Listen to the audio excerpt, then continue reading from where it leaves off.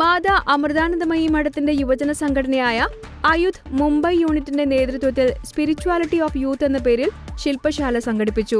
മുംബൈയിലെ നാഗിൻദാസ് ഗണ്ട്വാല കോളേജിലെ യുവാക്കളെ പങ്കെടുപ്പിച്ചുകൊണ്ട് നടത്തിയ ശില്പശാലയ്ക്ക് അമൃത വിശ്വവിദ്യാപീഠം യുവജന ശാക്തീകരണ വിഭാഗത്തിലെ ബ്രഹ്മചാരിണി അമൃതാത്മിക ചൈതന്യ, ബ്രഹ്മചാരിണി നിസീമ, അമൃത സിൻഹ എന്നിവർ നേതൃത്വം നൽകി.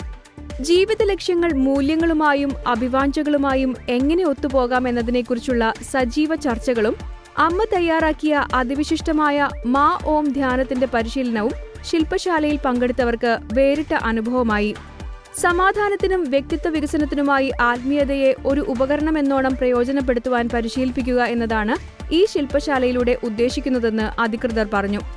നമ്മുടെ യുവാക്കൾ ഉണർന്നു പ്രവർത്തിക്കുകയാണെങ്കിൽ സമൂഹത്തിൽ വലിയ മാറ്റം സൃഷ്ടിക്കുവാൻ ശേഷിയുള്ളവരാണ് അവരെന്ന അമ്മയുടെ വാക്കുകളെ പിന്തുടർന്നുകൊണ്ട് നല്ല മാറ്റത്തിലേക്കുള്ള കാതലാണ് സ്വയം പരിവർത്തനവും സേവനവും എന്ന സന്ദേശം ഉയർത്തിപ്പിടിച്ചുകൊണ്ടാണ് ഇത്തരം ശില്പശാലകൾ സംഘടിപ്പിക്കുന്നതെന്നും ഇവർ കൂട്ടിച്ചേർത്തു.